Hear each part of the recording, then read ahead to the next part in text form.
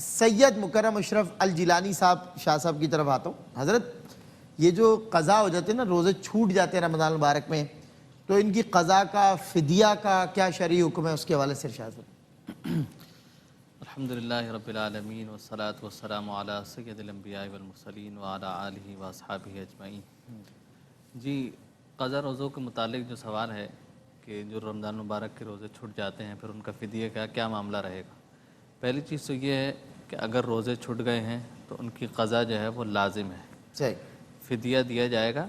لیکن اگر وہ قضا رکھ سکتا ہے، کوئی شرعی عذر نہیں ہے، تو وہ قضا رکھے گا، وہ اس پر لازم ہے. اور کسی کے ساتھ کوئی ایسا معاملہ ہے کہ وہ بالکل روزے رکھ ہی نہیں سکتا، تو تب یہ ہے کہ وہ فدیہ دے دے گا تو معاملہ جو ہے وہ ہو جائے گا. اور فدیہ وہی ہے جو ایک فطرے کی جو ہے مقدار کے برابر ہے.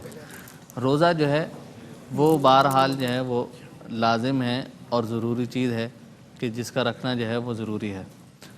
بیماری ہے، کوئی شرعی عذر ہے، کوئی پریشانی ہے، اس میں چھوڑ سکتے ہیں، لیکن قضا پھر بھی بہرحال ہر صورت میں لازم ہوگی. صرف ان کے لیے گنجائش ہے کہ جو کسی بہت ہی خطرناک شرعی عذر کی وجہ سے روزہ رکھنے کی بالکل بھی طاقت نہیں رکھتے ہیں، تو وہ جو ہے فدیہ دے کر ان کا جو معاملہ ہے وہ حل ہو سکتا ہے. روزہ جو ہے وہ اللہ رب العالمین کی ایک بہترین جو ہے وہ عبادت ہے، ایک بہت بڑی عبادت ہے. انسان کے اندر صبر اور استقامت کا مادہ پیدا کرتا ہے. اب دیکھیں کہ جب روزہ ہوتا ہے تو اکثر حضرات کو دیکھا گیا کہ جن کے اندر برداشت بہت کم ہوتی ہے، لیکن روزے کی کیفیت میں ان کی کیفیت کیا ہوتی ہے کہ اگر کہیں جھگڑا ہو جائے، کوئی لڑائی ہو جائے، تو وہ یہ کہتے نظر آتے ہیں، یار دیکھو میرا روزہ ہے. اگر نہیں ہوتا نا تو پھر دیکھتا میں کیا اور برداشت کم ہو جاتا. جی، کہ وہ اپنے اندر ایک کیفیت پیدا کرتے ہیں کہ میں روزے کی حالت میں ہوں. جی، تو میری گزارش ہے ان تمام سننے والے ناظرین سے جو ہمیں دیکھ بھی رہے ہیں اور سن بھی رہے ہیں، سامعین بھی، کہ جس طرح ہم روزے کے اندر اپنی یہ کیفیت پیدا کرتے ہیں تو اسی طرح روزے کے علاوہ بھی یہی کیفیت کو پیدا کریں. صحیح، روزے میں انسان کے اندر ایسا ہونا خشیت الہی کا ایک عنصر نظر آتا ہے. صحیح بات. افطار کا وقت ہے، ساری حلال چیزیں سامنے رکھی ہیں اور بھوک بھی لگ رہی ہے، بے قراری بھی ہے، بے چینی بھی ہے. کیفیت کیا ہوتی ہے کہ سب چیزیں سامنے ہیں لیکن کھاتے نہیں. کیوں؟ اللہ کی رضا نہیں. اللہ، ساری چیزیں حلال ہیں، شربت رکھا ہے، دہی بڑے رکھے ہیں، پکوڑے رکھے ہیں، دیگر چیزیں رکھی ہیں جو ہماری پاکستان میں کلچر ہے کھانے پینے کا، تو حساب سے سب چیزیں، لیکن کھاتے نہیں. اچھا، بھوک بھی، بے چینی بھی ہے، شربت بھی جلدی سے نکال کے رکھ دیا، اگر بس چلے تو خود ہی اذان دے کر روزہ بھی کھول لیں.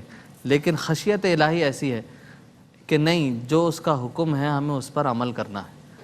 تو جس طرح ہم روزے کے اندر رمضان المبارک میں اندر یہ کیفیت پیدا کرتے ہیں، ایک ذوق، ایک شوق پیدا کرتے ہیں کہ نہیں، ہمیں کھانا اس لیے نہیں ہے حلال چیزوں کو بھی کہ اللہ کی رضا نہیں. تو بزرگوں نے فرمایا اسی طرح حرام چیزوں سے بھی رک جایا کرو کہ وہ بھی اللہ کی رضا نہیں. اللہ اور اس کے رسول صلی اللہ علیہ وسلم نے جس چیز کو حلال قرار دیا تم اس کو کھاؤ، اور جسے حرام کر دیا اس سے رک جاؤ. اس لیے کہ حرام کا ایک لقمہ بھی آتا ہے یا دولت میں ایک پیسہ بھی آتا ہے تو وہ ساتھ بیماریاں، پریشانیاں، تکالیف اور بہت سی چیزوں کو شامل کر دیتا ہے. بالکل. تو اس سے ہمیں بچنا چاہیے اور روزے کی جو فضیلتیں ہیں انہیں صحیح طور پر جو ہے وہ حاصل کرنا چاہیے. بالکل ٹھیک ہے. اور وہ اسی طرح ہو سکتا ہے کہ ہم اپنے اوپر اس چیز کو طاری کریں کہ اللہ رب العالمین نے ہمیں یہ توفیق دوبارہ عطا فرمائی کہ ہم رمضان المبارک کا مہینہ گزار رہے ہیں، روزہ رکھ رہے ہیں. یہ سب تو اسی کی توفیقات ہیں، اسی کے کرم نوازیاں ہیں کہ جو انسان یہ چیزیں کر رہا ہے. بالکل ٹھیک. تو یہ بہت اہم چیز ہے اور اس پر جو ہے توجہ کی جو ہے بڑی ضرورت ہے. بالکل ٹھیک ہے.